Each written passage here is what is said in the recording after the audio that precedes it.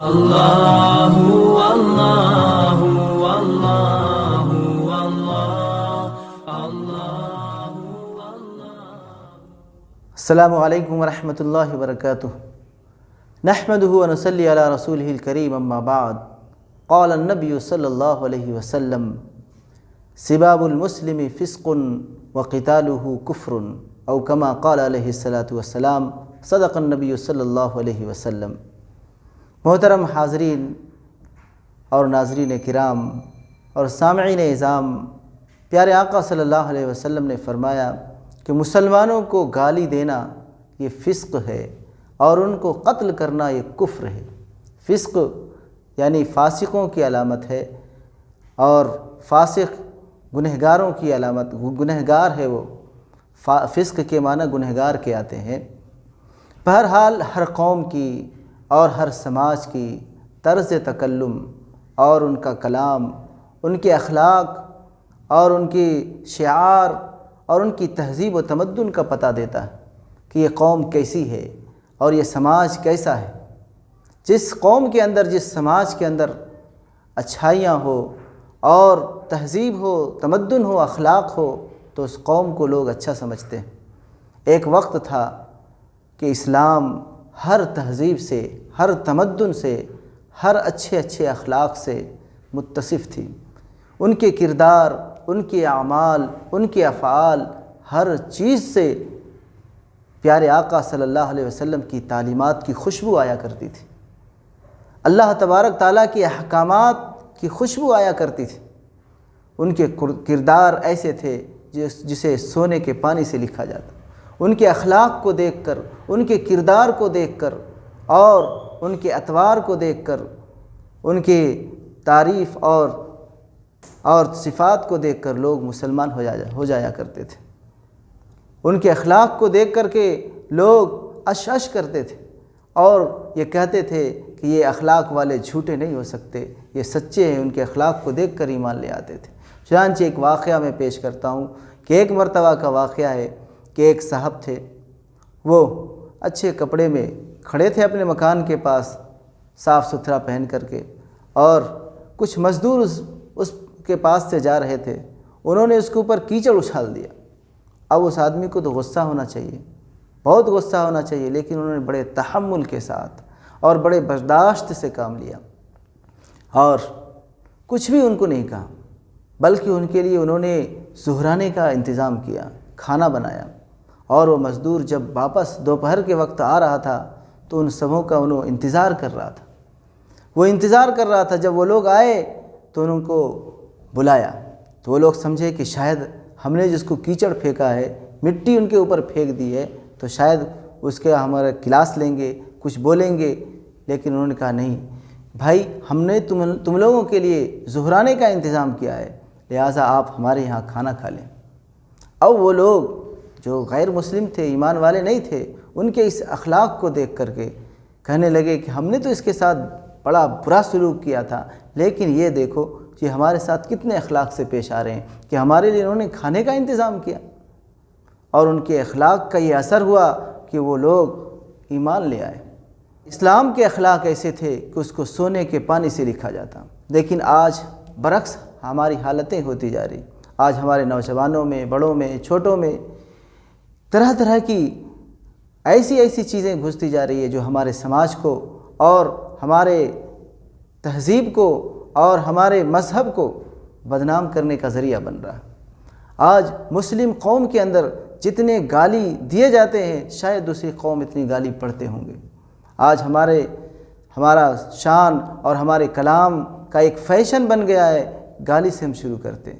جس سے جتنا قریبی رشتہ ہوگا دوست احباب کے درمیان، تو گالی بالکل عام ہو گیا۔ جب ہم اس سے شروع کرتے ہیں، اس سے بات کرتے ہیں، تو بات پر گالی کہتے ہیں، حالانکہ یہ بہت ہی خراب چیز ہے اور بہت معیوب چیز ہے اور بہت عیب کی چیز ہے۔ آپ صلی اللہ علیہ وسلم نے اسے کبھی پسند نہیں کیا، اور شریعت بھی اس چیز کو کبھی پسند نہیں کرتی۔ اسی لیے آپ صلی اللہ علیہ وسلم نے فرمایا کہ مسلمان کو گالی دینا فسق ہے اور اس کو قتل کرنا کفر ہے۔ آپ صلی اللہ علیہ وسلم کی زندگی کو دیکھیے، جھانکیے۔ حضرت انس رضی اللہ تعالیٰ عنہ فرماتے ہیں، جو آپ صلی اللہ علیہ وسلم کی خدمت کیا کرتے تھے، ان کے خادم خاص تھے، وہ کہتے ہیں کہ میں نے آپ صلی اللہ علیہ وسلم کو کبھی گالی گلوچ کرتے ہوئے نہیں دیکھا، کبھی برے کلمات اپنے زبان پر لاتے ہوئے نہیں دیکھا، کبھی کسی کو لعن طعن کرتے ہوئے نہیں دیکھا، بلکہ کبھی آپ صلی اللہ علیہ وسلم اگر زیادہ ہی غصہ ہو جاتے تھے تو یوں فرماتے تھے کہ تمہاری پیشانی خاک آلود ہو۔ یعنی اس میں بھی اہم نقطہ تھا، اس میں بھی اچھائی تھی کہ تمہاری پیشانی خاک میں ملے، مٹی میں ملے، یعنی تم سجدہ کرو، کیوں جب سجدہ کریں گے جبھی ہمارے پیشانی میں مٹی لگے گا، تو اس میں بھی اچھے معنی تھے۔ اور دیکھیے جب بہت سارے فرشتے ایسے ہوتے ہیں جو آدمی کے حامی ہوتے ہیں، حمایت کرنے والے ہوتے ہیں، مددگار ہوتے ہیں، معین ہوتے ہیں، مدد کرتے رہتے ہیں، ایمان والوں کے ساتھ رہتے ہیں۔ چنانچہ حضرت ابوبکر صدیق رضی اللہ تعالیٰ عنہ کے بارے میں آتا ہے کہ ایک مرتبہ آپ صلی اللہ علیہ وسلم کے پاس بیٹھے ہوئے تھے، کوئی شخص آیا اور حضرت ابوبکر صدیق رضی اللہ تعالیٰ عنہ کو برا بھلا کہنے لگے، سب و شتم اور گالی گلوچ اور برے برے کلمات ان کو خوب ڈھیر سنانے لگے۔ حضرت ابوبکر صدیق رضی اللہ تعالیٰ عنہ کو بڑے تحمل سے برداشت کر رہے تھے، بڑے صبر سے برداشت کر رہے تھے، لیکن جب برداشت سے باہر ہو گیا تو انہوں نے ایک دو لفظ ان کے جواب میں کہہ دیا، تو آپ صلی اللہ علیہ وسلم اس مجلس سے اٹھ کے چلے گئے۔ حالانکہ اس سے پہلے آپ صلی اللہ علیہ وسلم جب حضرت ابوبکر صدیق رضی اللہ تعالیٰ عنہ کوئی جواب نہیں دے رہے تھے تو آپ صلی اللہ علیہ وسلم خاموشی سے سن رہے تھے، مسکرا بھی رہے تھے، لیکن جب جواب دیے تو آپ صلی اللہ علیہ وسلم اٹھ کے وہاں سے چلے گئے، تشریف لے گئے۔ تو حضرت ابوبکر صدیق رضی اللہ تعالیٰ عنہ آپ صلی اللہ علیہ وسلم کے پیچھے پیچھے گئے، کہنے لگے یا رسول اللہ صلی اللہ علیہ وسلم، وہ شخص مجھے گالی دے رہا تھا، آپ سن رہے تھے، آپ مسکرا بھی رہے تھے، لیکن جب میں نے ان کا جواب دیا تو آپ اٹھ کر کے چلے گئے، کیا بات ہے؟ تو آپ صلی اللہ علیہ وسلم نے فرمایا کہ دیکھو بات اصل یہ ہے کہ جب وہ گالی دے رہا تھا تو ایک فرشتہ تھا جو تمہاری طرف سے ان کا جواب دے رہا تھا، لیکن جب تم نے ان کا جواب دینا شروع کیا تو فرشتہ چلے گیا، اس لیے اور شیطان بیچ میں آ گیا، اس لیے میں ایسی مجلس میں نہیں بیٹھتا جہاں شیطان آ جائے، اس لیے میں اٹھ کر کے وہاں سے واپس گھر کی طرف یا دوسری طرف چلا۔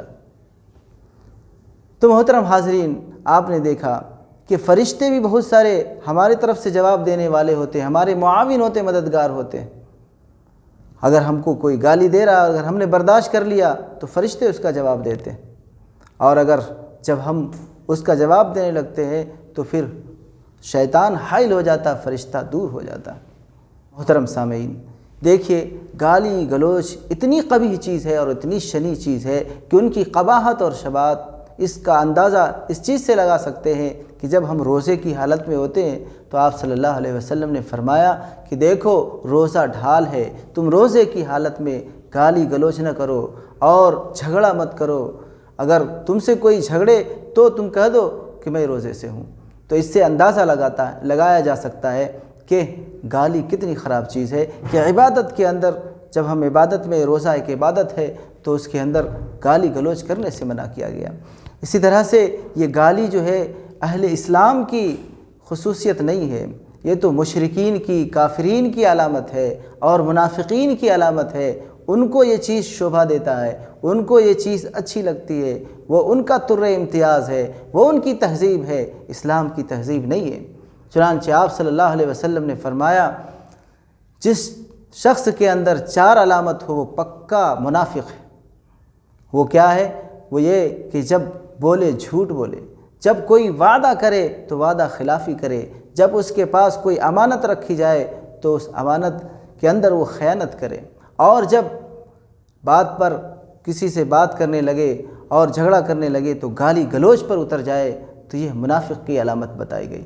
منافق وہ لوگ کہلاتے ہیں جو اوپر دل سے ایمان والا کہتا ہے اپنے آپ کو اور اندر سے کفر کو چھپائے رہتا ہے۔ ایسے لوگوں سے اسلام کو بہت تکلیفیں پہنچی، بہت مضرتیں پہنچی۔ آپ صلی اللہ علیہ وسلم کے وقت میں بھی یہ گروہ تھے اور اب بھی ہے۔ اس منافقت کے ذریعے سے آپ صلی اللہ علیہ وسلم اور صحابہ کرام کو بہت تکلیفیں پہنچی، اور آپ صلی اللہ علیہ وسلم کے بعد بھی صحابہ کرام نے ان کی وجہ سے بہت تکلیفیں اٹھائیں، اور اس کے اندر بہت تفصیل ہے، اگر تفصیل میں جائے تو گھنٹہ بھی ہو سکتا ہے، اس لیے صرف میں منافق کی بات کہ یہ چیزیں منافق کی علامت ہے، اہل اسلام کا یہ شیوا نہیں۔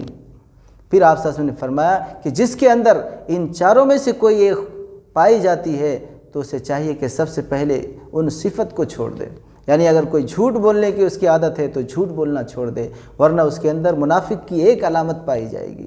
اگر کوئی وعدہ خلافی کر رہا ہے، وعدہ نہیں پورا کر رہا ہے تو اس کے اندر یہ منافق کی علامت ہے، اس کو اس عادت کو درست کرنی چاہیے۔ اور اگر گالی گلوچ کی عادت اس کی ہو گئی ہے تو وہ اپنی زبان پر کنٹرول کرے اور اپنی زبان سے اچھے کلمات نکالے، ورنہ اس کے اندر یہ منافق کی ایک علامت ہے۔ بہرحال گالی گلوچ کبھی کبھی قتل اور غارت گری کا بھی باعث بنتا ہے، سبب بن جاتا ہے۔ چنانچہ حدیث میں ایک واقعہ آتا ہے، آپ صلی اللہ علیہ وسلم کے زمانے کا یہ واقعہ ہے کہ ایک آدمی نے ایک شخص کو چمڑے کی رسی میں اس کو گھسیٹتے ہوئے لے کے آپ صلی اللہ علیہ وسلم کے پاس آیا، اور پھر آپ صلی اللہ علیہ وسلم کو بتلایا کہ یہ شخص ہمارے بھائی کا قاتل ہے۔ تو آپ صلی اللہ علیہ وسلم نے ان سے پوچھا کہ کیا تو نے ان کے بھائی کو قتل کیا ہے؟ انہوں نے اقرار کیا اور کہا ہاں ہم نے قتل کیا۔ کہا کیوں قتل کیا؟ تو انہوں نے کہا کہ دیکھو میں اور اس کا بھائی دونوں پتے توڑنے کے لیے گئے تھے، جانور کے لیے پتے توڑتے ہیں، جھاڑ سے درخت سے پتے توڑتے ہیں، تو میں پتے توڑنے کے لیے گیا تھا، ان کے بھائی نے مجھے گالی دیا اور میں طیش میں آ گیا، میں جوش میں آ گیا، غصے میں آ گیا، اور غضبناک ہو کر میرے ہاتھ میں کلہاڑی تھی، میں نے اس کے سر پہ دے مارا اور اس کی وجہ سے یہ مر گیا۔ تو دیکھا آپ نے، یہ آپ صلی اللہ علیہ وسلم کے زمانے کی بات ہے، ان کے عہد کی بات ہے کہ یہ گالی گلوچ کتنی بری چیز ہے کہ اس سے انسان طیش میں آ جاتا ہے، جوش میں آ جاتا ہے، اور اس سے قتل اور غارت گری بھی ہو جاتی۔ اور پہلے یہی چیز سمجھا جاتا کہ اگر کسی کو گالی دیا جاتا تو وہ طیش میں آ جاتے تھے اور جوش میں آ کر کے قتل و قتال بھی کرتے تھے۔ تو یہ بہت ہی قبیح چیز ہے، اس سے ہمیں گریز کرنا چاہیے۔ اب یہ گالی تو ہم انسانوں تک ہی محدود رکھتے ہیں، بسا اوقات تو بعض حضرات ایسے ہیں کہ اللہ تبارک تعالیٰ کو بھی گالی دیتے ہیں۔ چنانچہ حدیث میں ہے، اللہ تبارک تعالیٰ فرماتے ہیں، حدیث قدسی ہے کہ لوگ ہمیں گالی دیتے ہیں، حالانکہ ان کے لیے مناسب نہیں تھا۔ وہ گالی اللہ تبارک تعالیٰ کو دینا کیا ہے؟ وہ گالی دینا یہ ہے کہ اللہ کے ساتھ شرک کرتا ہے، اللہ کے لیے بیٹا تسلیم کرتا ہے، اللہ کے لیے بیٹی تسلیم کرتا ہے، یہ اللہ تبارک تعالیٰ کو گالی دینا ہے۔ اللہ تبارک تعالیٰ زمانے کو بنائے ہیں، کبھی لوگ زمانے کو گالی دیتے ہیں کہ بہت برا زمانہ ہے، اس میں حدیث میں منع کیا گیا کہ تم زمانے کو گالی نہ دو، کیونکہ زمانے کا بنانے والا میں ہوں، زمانہ میں ہوں، تم نے زمانے کو گالی دے کر تم نے مجھے گالی دی۔ کبھی کبھی آدمی تو دوسری چیزوں کو بھی گالی دیتا، جانوروں کو بھی گالی دے دیتا، اور اپنے ماں باپ کو بھی گالی دیتا۔ اپنے ماں باپ کو گالی دینا کتنی بری بات ہے۔ صحابہ کرام نے پوچھا، اس وقت کی بات ہے، اب تو خیر عام بات ہے گالی دیتے ہیں، اس کا مشاہدہ کیا گیا ہے۔ اس وقت صحابہ کرام کو بڑی حیرت ہوئی کہ کوئی شخص اپنے باپ کو اپنی ماں کو بھی گالی دیتا ہے۔ اس لیے اس حیرت کی وجہ سے آپ صلی اللہ علیہ وسلم سے پوچھا کہ اللہ کے رسول صلی اللہ علیہ وسلم کوئی اتنا بھی بدبخت ہوگا جو اپنے والدین کو گالی دے؟ تو آپ صلی اللہ علیہ وسلم نے فرمایا ہاں، اور اس کی صورت یہ ہے کہ وہ کسی کے ماں باپ کو گالی دے اور اس کے بدلے میں وہ اس کے ماں باپ کو گالی دے، تو گویا کہ وہ اپنے والدین کو گالی دینے کا سبب بنا۔ لہٰذا ہم کسی کو گالی نہ دیں، نہ گالی سنیں۔ اگر ہم یقینی طور پر ہم کسی کے ماں باپ کو گالی دیں گے تو اس کے بدلے میں مجھے بھی گالی سننی پڑے گی، ہمارے ماں باپ اور بہن کو بھی گالی وہ دے گا، ایسا نہیں کہ وہ خاموش بیٹھے گا۔ اس لیے ہم نہ کسی کو گالی دیں، نہ اپنے مقدس رشتوں کی ان کی عزت کو پامال کریں۔ اس لیے ہم سب کے لیے ضروری ہے، آج ہمارے نوجوان بچوں کے اندر اور دیگر لوگوں کے اندر یہ گالی اس کے جسم و روح کی طرح بن گیا ہے، اور اس کے عام زبانوں کے اندر بہت استعمال ہونے لگا۔ ہم نے خود مشاہدہ کیا، دیکھا کہ نوجوان بچے بیٹھے رہتے ہیں، موبائل لے کے بیٹھے ہوئے ہیں، بات پہ گالی پڑھ رہے ہیں، ایسی قبیح اور اتنی غلیظ گالی پڑھ رہے ہیں جس سے اتنی نفرت ہوتی کہ سنے تو کان میں کچھ گھس جانا دل بولتا ہے کہ اس سے پہلے کہ کان میرا بہرا ہو جاتا یہ گالی نہیں سنتا۔ تو ایسے قبیح گالیاں ہمارے نوجوان آج بول رہے ہیں، دوسروں کو کہہ رہے ہیں، تو یہ بہت ہی خراب چیز ہے۔ اپنے سماج کو، اپنی قوم کو اس سے گریز کرنا چاہیے اور اس سے بچنا چاہیے۔ حضرات، آج ہمارے نوجوانوں کے اندر، بڑوں کے اندر بھی بعض بڑوں کے اندر بھی اتنی گالیاں گھس چکی ہے کہ وہ سمجھے کلمہ کی طرح کہہ رہے ہیں، اس کو کچھ بھی اس کی قباحت اور شناعت کچھ بھی محسوس نہیں ہوتا کہ ہم کتنی گندی چیز بول رہے ہیں۔ یہاں تک کہ بعض دکان والے، بعض ہوٹل والے اور بعض مکینک لوگ اور پھر بعض آٹو والے بات بات پر گالی پڑتے، چنانچہ اس سے کوئی سیکھنے والے ہوتے تو ان کو جب بلانا ہے تو گالی دے کے بلاتے، آٹو والے کسی سے کچھ اپنے دوستوں سے بات کرتے تو گالی سے بات کرتے۔ تو یہ سب بہت ہی خراب چیز ہے، اس سے ہمیں گریز کرنا چاہیے۔ اللہ تبارک تعالیٰ سے دعا ہے کہ اللہ تبارک تعالیٰ مومن قوم کو ان تہذیب سے اور ان اخلاق سے آراستہ پیراستہ کر دے جو پیارے آقا صلی اللہ علیہ وسلم لے کر آئے تھے، اور جس کو اپنا کر کے صحابہ کرام بلند اخلاق والے بنے تھے اور ان کی خوشبوؤں سے لوگ ایمان کے دائرے میں آئے تھے۔